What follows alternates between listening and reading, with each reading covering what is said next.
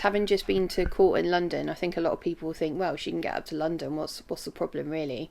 But what I will tell you is halfway back on the train, I hit the wall with a vengeance. Headaches, freezing cold. The fatigue is just crushing. I can literally wake up in the morning and I could have had 10 hours sleep and I feel like I've not been to sleep. And it feels like wading through concrete. I have widespread pain top to bottom. My words start to slur. I'm already struggling to answer your questions because I'm trying to think of what I want to say, but getting it out is actually quite tricky. I think we all knew when any of us went down the sort of legal route of putting in a personal injury claim that it wasn't going to happen overnight.